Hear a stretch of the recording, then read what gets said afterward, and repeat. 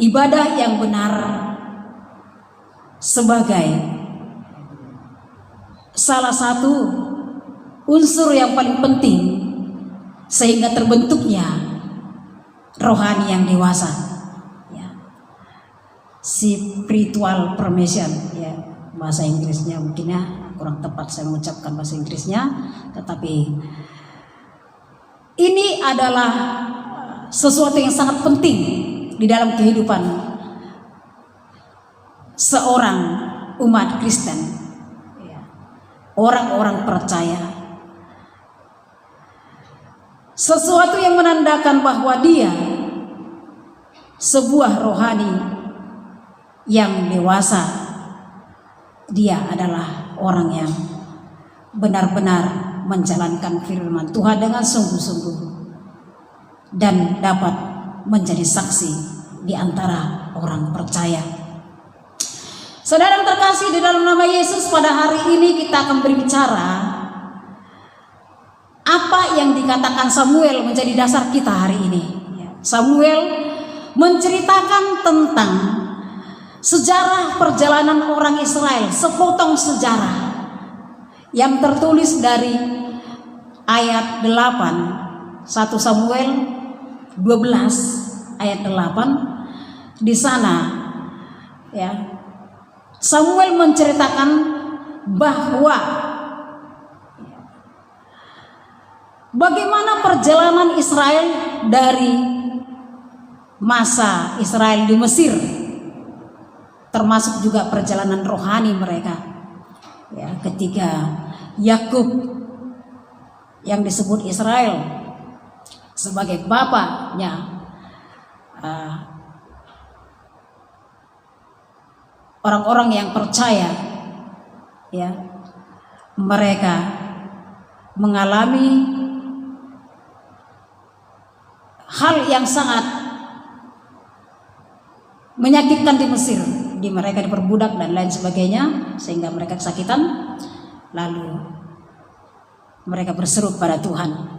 Itu sebagai pembukaan pada hari ini sedikit tentang sejarah Israel yang selalu kita dengarkan di dalam pembahasan firman Tuhan di dalam perjanjian lama, ya, sampai kepada perjanjian baru. Saudara yang terkasih dalam nama Yesus, tema kita hari ini adalah ibadah yang benar.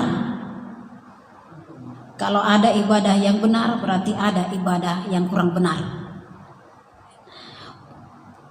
Kita akan mencari tahu bagaimana ibadah yang benar sesungguhnya, tetapi berdasarkan kitab Samuel ini. Jadi mengapa kita harus belajar tentang itu? Itulah sebagai satu respon bagi kita, ya. Bagi seseorang yang memuliakan Tuhan Allah dalam hidupnya, karena kita sudah diselamatkan oleh kasih anugerah daripada Tuhan. Jadi ibadah yang benar ini harus kita kerjakan, ya, untuk kita bisa mengalami pertumbuhan rohani. Tanpa ada proses pembentukan, maka tidak akan ada perubahan, ya. Setiap orang melakukan pembelajaran karena mereka mau berubah dari yang tidak tahu menjadi tahu. Jadi demikian juga ada pembentukan supaya sesuatu yang dibentuk itu jadi seperti apa yang diinginkan, ya. Sesuatu dibentuk, pembentuknya diciptakan penciptanya untuk diciptakan sesuai dengan apa yang diinginkannya, okay? Jadi spiritual formation atau pembentukan rohani adalah satu proses yang dialami seseorang dalam pendewasaan rohaninya, ya. Proses ini harus kita hadapi, sebagaimana melalui proses ini, ya, membuat ada perubahan yang progresif perubahan yang progresif pada pertumbuhan rohani, selayaknya pertumbuhan seorang manusia, ya, manusia yang normal pertumbuhannya, yang memiliki fase, ya.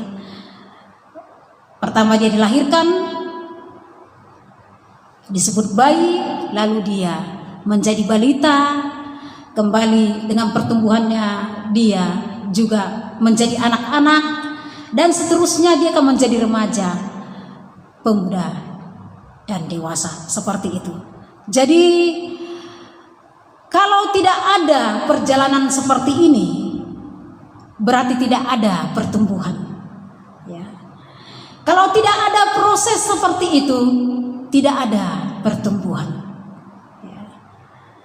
Karena tidak ada manusia lahir langsung jadi dewasa, itu dipertanyakan, ya.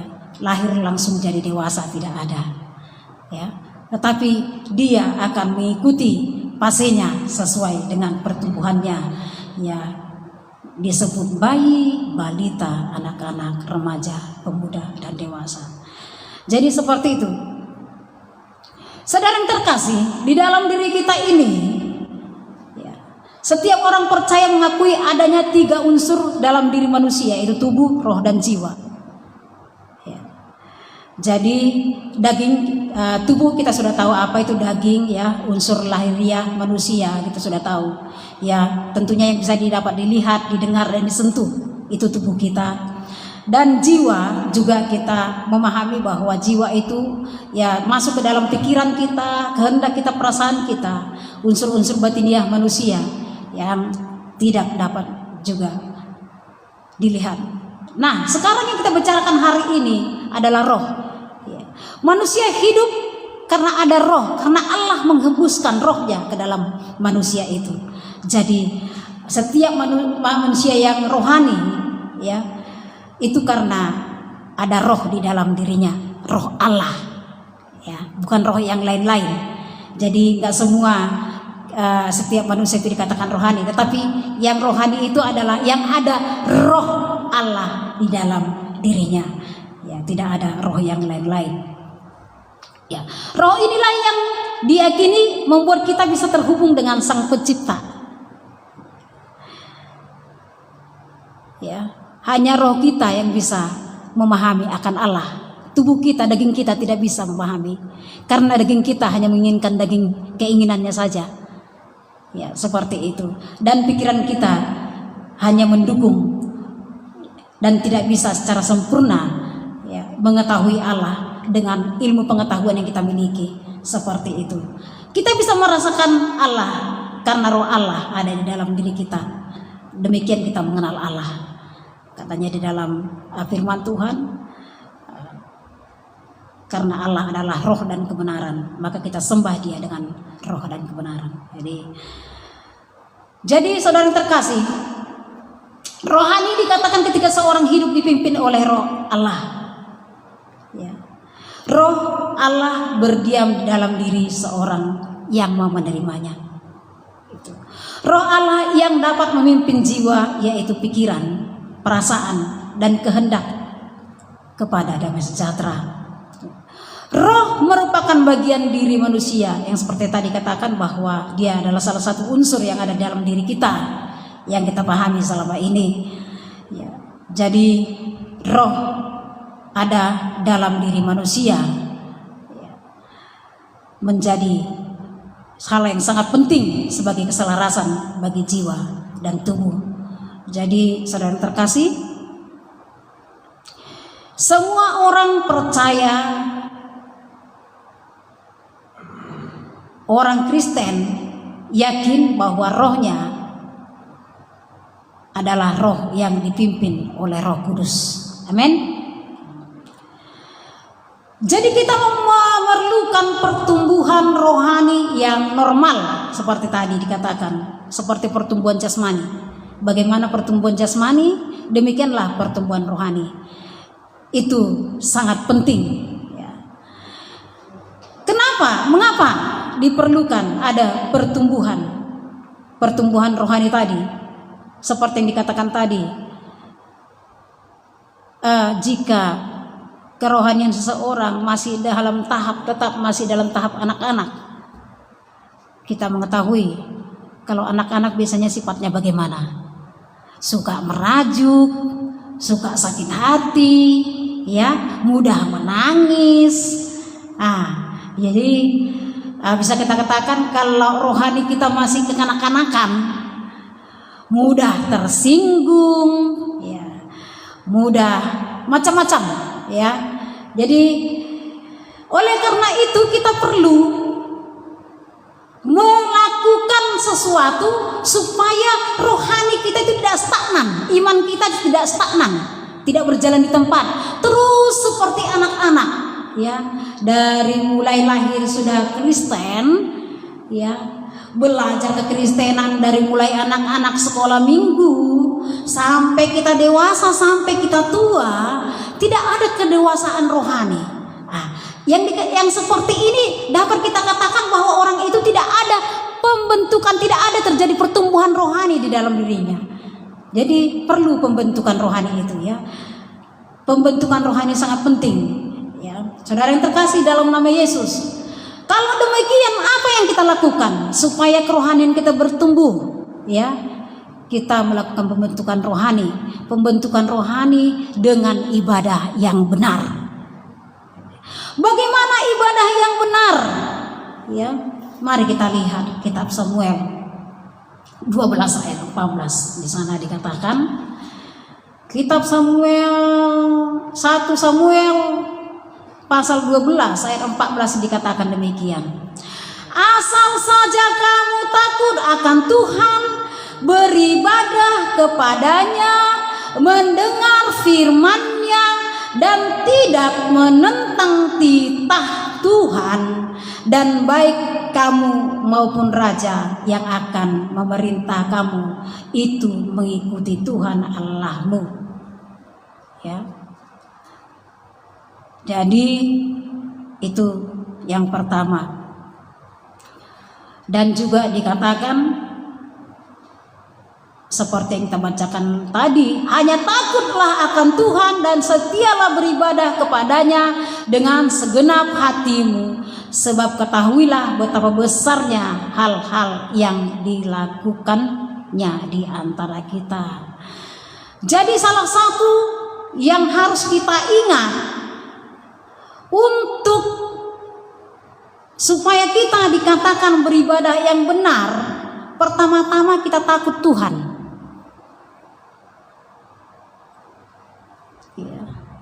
Takut Tuhan artinya menghargai, ya, berlaku baik dan sopan di hadapan Tuhan. Takut Tuhan. Jadi mengapa ini ditegaskan oleh Samuel? Karena sering terjadi pada bangsa Israel pada saat itu, mereka tidak menghormati Tuhan. Bahkan nanti kalau seperti bacaan kita tadi, ya, mereka seperti sekedar saja, ya, mendengarkan setiap firman yang dikatakan oleh Samuel. Seperti itu, sepintas lalu. Bagaimana dikatakan ibadah yang benar? Seperti itu, seperti kita tidak peduli kepada Tuhan, hanya di mulut saja, ya, tidak menghormati Tuhan.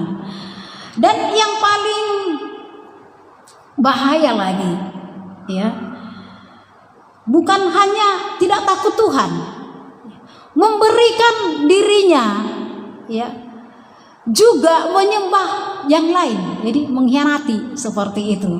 Jadi sering juga pada masa itu orang Israel kadang-kadang, ya,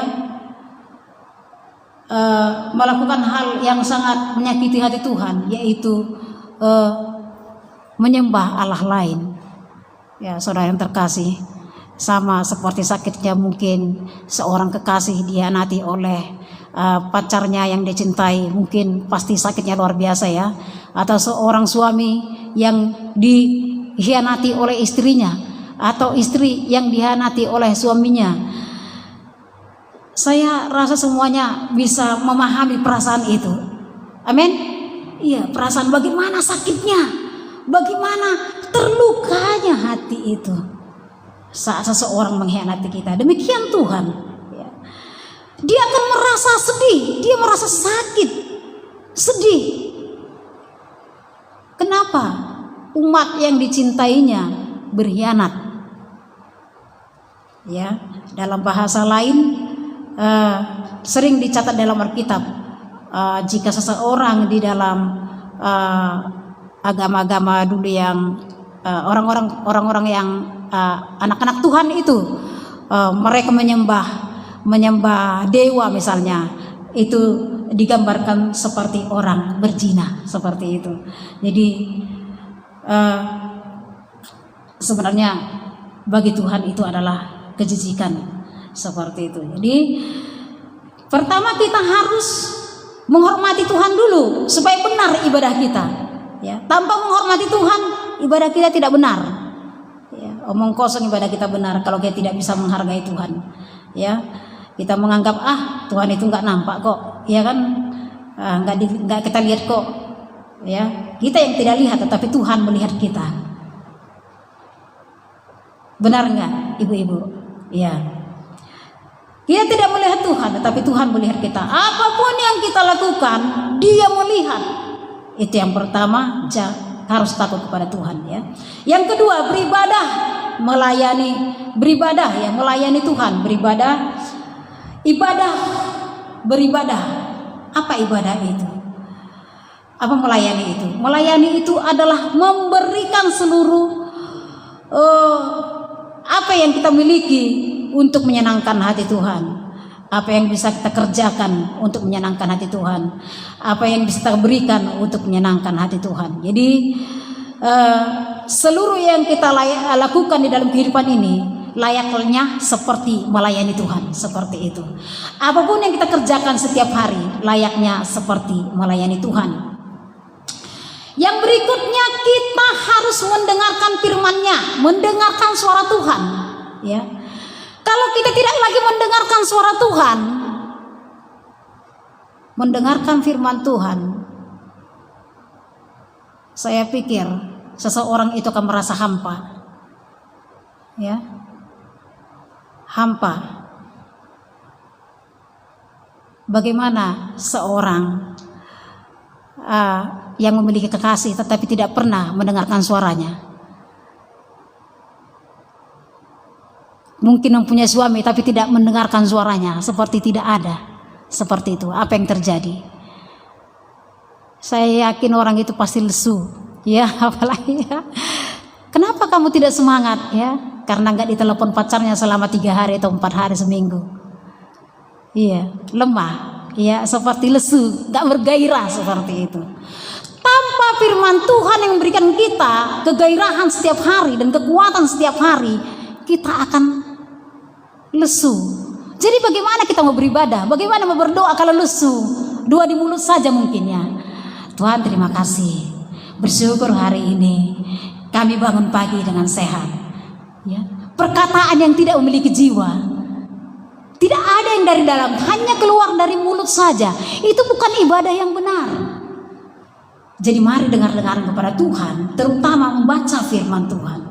Ya, mendengarkan firman Tuhan itu yang ketiga.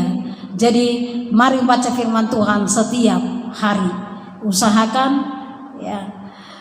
Kalaupun kita tidak bisa membaca, mungkin karena mata kita sudah rusak. Sekarang teknologi begitu luar biasa, ada audio ya. Jadi saya mengingat firman Tuhan mengatakan ya, di mana-mana hikmat itu memperdengarkan suaranya. Ini nyata di dalam zaman sekarang ini. Sebenarnya omong kosong kalau seorang itu tidak sempat membaca firman Tuhan. Karena dengan audio juga sudah ada firman Tuhan. Kita di kamar mandi kita bisa pasang. Kita sedang masak kita bisa pasang. Dimanapun bisa kita lakukan ya. Kita pakai teknologi yang ada. Mari kita dengarkan firman Tuhan dan kita dengar-dengaran akan perkataannya. Ya, karena itulah yang membuat kita benar di hadapan Tuhan. Tanpa kita mengetahui apa apa keinginan Tuhan, bagaimana kita bisa benar di hadapan Tuhan? Tidak ada yang benar yang bisa kita lakukan tanpa kita melihat petunjuk Tuhan. Amin. Harus kita melihat petunjuk Tuhan melalui firman-Nya atau melalui Roh Kudus yang memimpin kita. Itu yang ketiga. Yang keempat, tidak menentang titah Tuhan. Ya. Bagaimana yang dikatakan tidak menentang? Tidak menentang berarti tidak melakukan apa saja, ya, firman Tuhan. Semua, ya, yang tersingkatnya adalah Taurat Tuhan yang berisi 2 hukum yang terutama. Pertama, kasihanilah Tuhan Allahmu, ya, dan mengasihani sesama manusia. Itu dasar yang kita lakukan untuk taat kepada Tuhan dan untuk mengasihi manusia dengan, ya, melakukan firman-Nya seperti itu. Jadi kalau kita melakukan firman-Nya, kita akan berjaga-jaga dengan perkataan kita untuk tidak menyakiti hati orang. Berjaga-jaga dengan pikiran kita supaya kita tidak memikirkan hal-hal yang jahat di hadapan Tuhan, ya. Berjaga-jaga supaya kita tidak memakai hikmat dunia tetapi memakai hikmat Tuhan.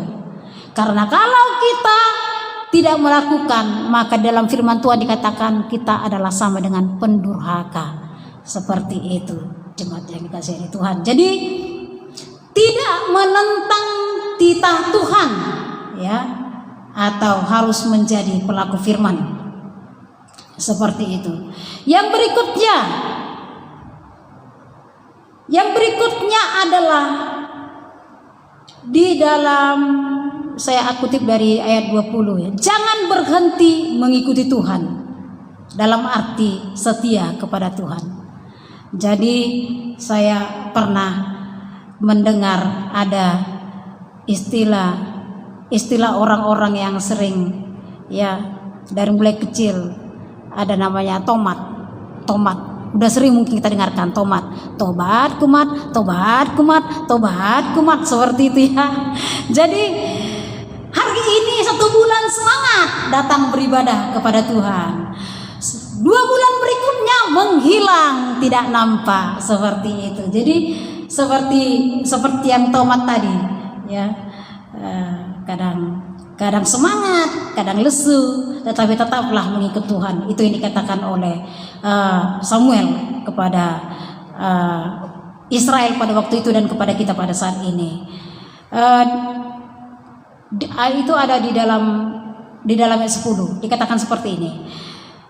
Mereka berseru-seru kepada Tuhan, katanya, kami telah berdosa sebab kami telah meninggalkan Tuhan dan beribadah kepada para Baal dan para Asitoret. Maka sekarang lepaskanlah kami dari tangan musuh kami, maka kami akan beribadah kepada Tuhan. Maaf, saya akan tambahkan lagi dengan yang lain yang lebih pas lagi.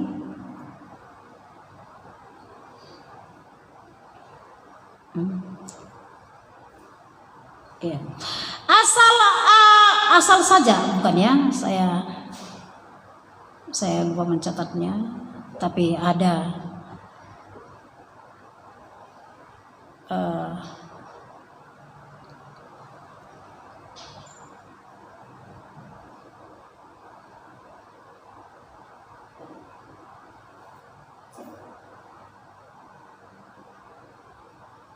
oh ya, itu dia.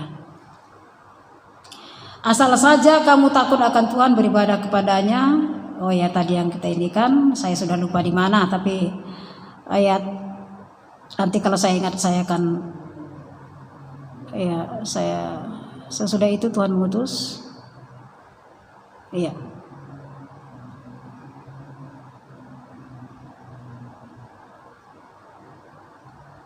Di ayat 20. Di ayat 20. Dan berkatalah, ini dia. Dan berkatalah Samuel kepada bangsa itu, jangan takut, memang kamu telah melakukan segala kejahatan ini, tetapi janganlah berhenti mengikut Tuhan, melainkan beribadahlah kepada Tuhan dengan segenap hatimu. Seperti itu. Jadi terkadang-kadang memang kita karena hidup masih di dalam daging, terkadang-kadang mungkin kaki kita akan terpelecok. Maksudnya kita akan terjatuh. Tetapi jangan berdiam diri di dalam kejatuhan, tetapi mari bangkit. Begitulah kira-kira yang dikatakan Samuel kepada kita, ya. Dan berkatalah Samuel, jangan takut, memang kamu telah melakukan segala kejahatan ini, tetapi janganlah berhenti mengikuti Tuhan, melainkan beribadahlah kepadanya. Jadi tuh, terkadang-kadang manusia silap atau bagaimana, ada dosa yang dilakukan secara sengaja atau tidak sengaja, tetapi satu, tetaplah beribadah kepada Tuhan. Saya katakan sekali lagi, tetaplah beribadah kepada Tuhan. Seperti itu. Jadi itulah hal-hal yang kita perlu perhatikan jikalau kita mau beribadah benar di hadapan Tuhan. Ya, tadi pertama takut, maksudnya takut hormat, seperti itu. Yang kedua melayani Tuhan. Yang ketiga dengar-dengaran akan suara Tuhan. Dan keempat tidak menentang firman Tuhan. Dan yang kelima jangan berhenti mengikut Tuhan atau setia kepada Tuhan. Seperti itu, saudara yang terkasih dalam nama Yesus. Karena kenapa? Jika kita tidak melakukan hal-hal tersebut, maka tidak ada yang mendukung kita di dalam proses pertumbuhan rohani kita. Hanya cara itulah yang bisa kita jalani supaya ada pertumbuhan rohani, ya, sehingga ya pembentukan rohani kita berhasil. Kalau tidak, kita akan hidup stagnan, ya, seperti dikatakan tadi, rohani anak-anak. Seperti anak-anak. Apa anak-anak itu? Seperti yang sudah kita katakan itu, mudah menangis, mudah sakit hati, mudah tersinggung, ya, tidak mau memaafkan. Seperti itu. Jadi Tuhan mau kita dewasa, ya. Karena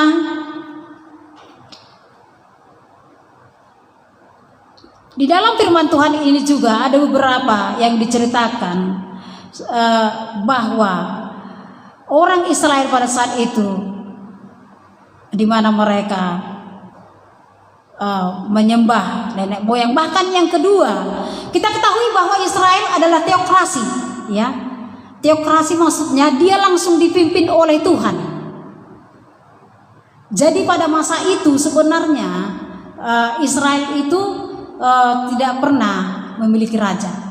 Nah, namun berikutnya karena mereka melihat kemajuan zaman seperti ini, kan ada kemajuan zaman. Jadi karena ada kemajuan zaman yang dilihat, loh, kami kok begini, ya, dikatakan orang Israel kepada Samuel, kami seperti ini, tapi orang sana keren kali negaranya, sudah punya raja, ya, mereka luar biasa, ya, mantap kelihatannya, seperti itu. Jadi karena itu mereka jadi tergiur juga, mereka mau memiliki raja. Karena itu mereka datang kepada Samuel bilang, berikan kepada kami satu raja. Sebenarnya Tuhan marah, ya. Kalau kita tadi mengingat firman-Nya, ada dikatakan di sana, Tuhan sebenarnya tidak setuju, ya, tapi mereka mengeraskan hatinya. Maka diberilah raja. Tetapi Samuel mengingatkan, jangan kalian hanya mengagungkan raja, tetapi lupa mengagungkan dan memuliakan Tuhan. Seperti itu. Nah, hal-hal seperti inilah yang membuat rohani kita tidak bertumbuh, tetapi terjadi penghambatan, ya. Kita tergoda oleh berbagai hal dalam dunia ini, seperti orang Israel yang tergoda kepada bangsa sekitarnya. Mereka lihat, kita kan kalau melihat satu bangsa maju luar biasa, kita akan selalu bilang, kenapa Indonesia seperti ini? Kayaknya tidak ini terjadi perkembangan, ya. Orang Indonesia itu tetap di belakang. Tidak aja perkembangan di negara Republik Indonesia. Lihat negara Jepang, luar biasa perkembangannya. Lihat Rusia, wah luar biasa mereka memiliki negara yang luas dan pemerintahan yang kuat seperti itu. Nah, itu menggoda kita. Sama seperti sehari-hari kita digoda. Ya, orang punya usaha, lalu kita juga ingin punya usaha. Orang punya mobil, lalu kita ingin punya mobil. Orang punya ini bukan maksudnya emang tidak bisa. Jemaat yang dikasihani Tuhan bukan berarti tidak bisa, tetapi tanya dulu kehendak Tuhan, dengaran kepada Tuhan seperti dikatakan itu. Apakah itu jalan yang mau kita tempuh? Itu yang Tuhan inginkan dalam kehidupan kita. Nah, dunia ini selalu membuat kita ya tergoda. Karena tergodanya lah maka kita bisa jatuh ke dalam dosa. Seperti itu. Jadi apa saja yang menjadi penghambat dalam proses pembentukan rohani tersebut? Satu adalah ketika seorang mendua hati. Nah, tadi ada diceritakan bahwa orang Israel waktu itu mau mereka pergi menyembah dewa-dewa. Tuhan tidak suka. Ya, Tuhan tidak mau diduakan. Kita saja yang memiliki pasangan tidak mau diduakan. Amin. Iya, apalagi Tuhan tidak mau diduakan. Jadi mari kita berusaha supaya setia kepada Tuhan, ya. Jadi jangan menduakan Tuhan, karena menduakan Tuhan akan menghambat pertumbuhan, pembentukan rohani kita juga sekaligus seperti itu. Jadi kita harus setia dan taat kepada Tuhan. Dalam arti kita juga tidak boleh melupakan Tuhan. Dalam arti kita juga seperti seorang yang selalu merindukan kekasihnya, merindukan Tuhan. Seperti itu. Jadi berikutnya adalah tidak setia kepada Tuhan. Ya, tidak setia, tergoda. Ya, maknanya mungkin tidak jauh beda. Tetapi hal ini ya diucapkan berulang kali di dalam kitab Samuel.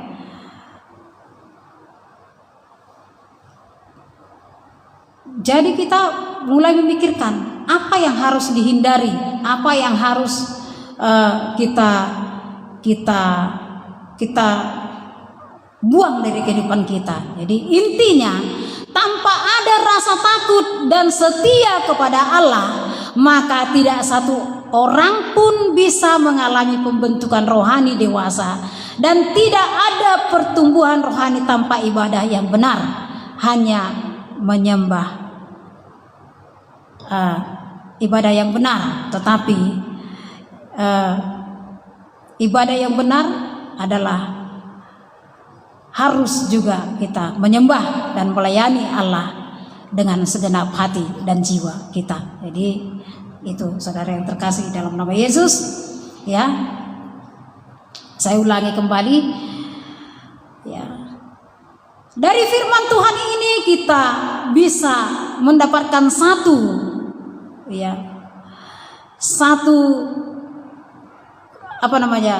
ketentuan. Ya, intinya tanpa ada rasa takut dan setia kepada Tuhan, kepada Allah, maka tidak satu orang pun bisa mengalami terjadinya proses pembentukan rohani dewasa. Ya, seperti itu. Jadi tidak akan ada pertumbuhan tanpa kedua hal ini. Sangat mudah untuk diingat. Ya. Takut sama Tuhan dan setia kepada Tuhan.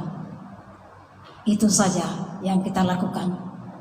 Tanpa ada itu, maka bahkan ibadah yang benar pun tidak bisa kita lakukan.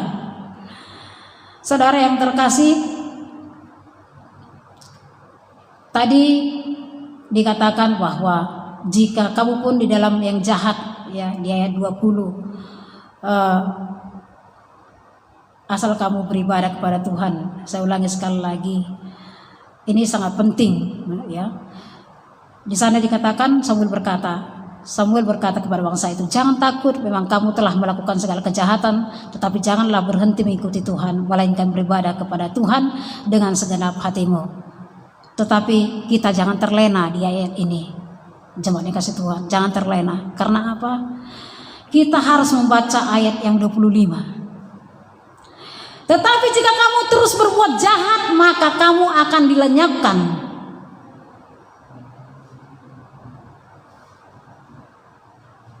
Jadi, saudara terkasih, mari kita beribadah yang benar kepada Tuhan, supaya mari kita beribadah yang benar, yang takut, setia kepada Tuhan, sehingga kita berkenan di hadapan Tuhan dan kita memiliki rohani yang dewasa. Dan seperti tema yang ditetapkan oleh Bapak Gembala di tempat ini, tema 1 tahun ini, pembentukan rohani untuk seluruh jemaat. Jadi kiranya firman Tuhan hari ini membantu kita untuk kembali mempersiapkan hati kita untuk melihat apakah rohani kita sudah semakin dewasa. Jikalau tidak, mari kita bersama-sama melakukan proses-proses yang harus kita jalani untuk mendapatkan pertumbuhan rohani yang dewasa, supaya iman kita dewasa. Amin. Jadi firman Tuhan yang singkat ini mari kita simpan di dalam hati, ya.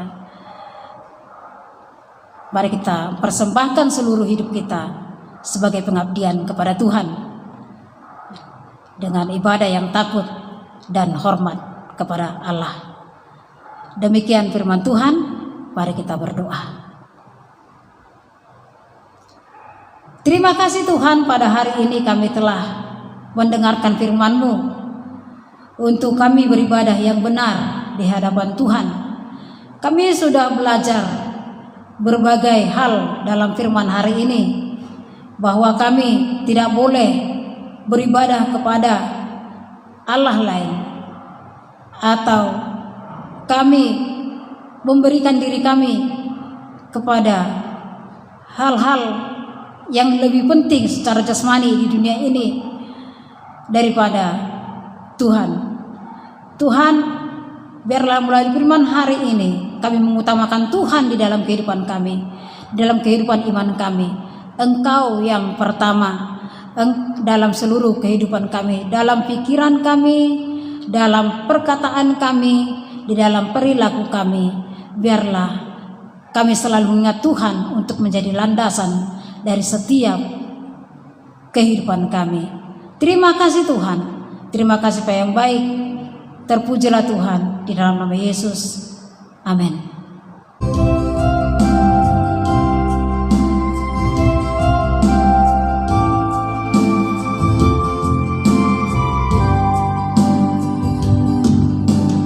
Anugerah-Mu kepadaku tak pernah berubah. Kekuatan-Mu terlukiskan di dalam hatiku. Tercengangku dibuat-Mu kepadamu. Tak ada hal di hidupku yang luput dari-Mu. Kau indah, Kau mulia, tiada seperti-Mu. Ku ingin hidupku menyenangkan-Mu. Kau terawal dan terakhir, pencipta segalanya.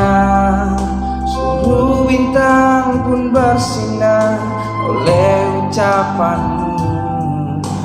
Engkau pun mengasihiku, penulis hidupku. Tak henti segenap nafasku menyembah-Mu selalu. Ku puji, ku sembah, tiada seperti-Mu. Ingin hidupku menyenangkan-Mu. Segala puji, segala hormat, segenap hatiku menyembah-Mu. Terimalah segenap hidupku,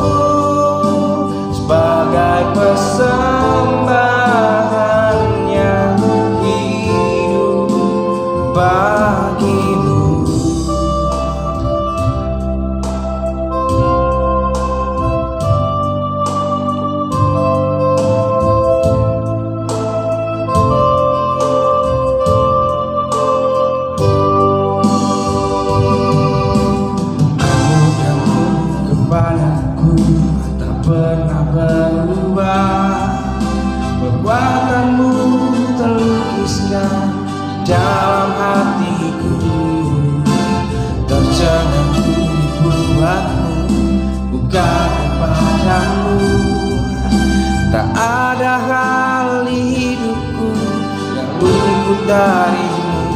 Kau indah, kau mulia, tiada sepertimu. Ingin hidupku menyenangkanmu.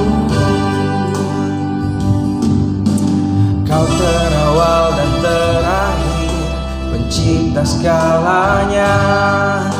Seluruh bintang pun bersinar. Engkau pun mengasihiku, penulis hidupku. Tak henti segenap nafasku, menyembahmu selalu. Ku puji, ku sembah, tiada sepertimu. Ku ingin hidupku menyenangkanmu. Segala puji, segala hormat, segenap hatiku menyembahmu. Terimalah setiap hidupku sebagai persembahan yang hidup. Segala puji, segala hormat, segenap hatiku menyembahmu. Terimalah setiap hidupku sebagai persembahan yang hidup. Segala puji, segala hormat, segenap hatiku menyembahmu. Terimalah setiap hidupku sebagai persembahan yang hidup bagimu.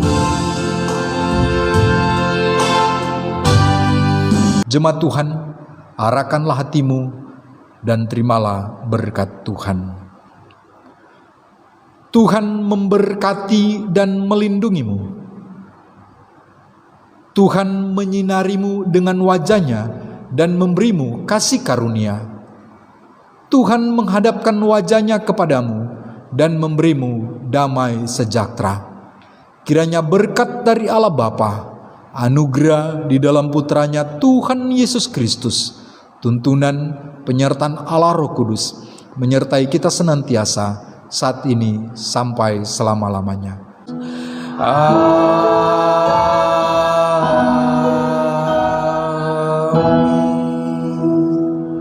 Baik, kita selesai. Terima kasih. Sampai bertemu. Tuhan Yesus memberkati.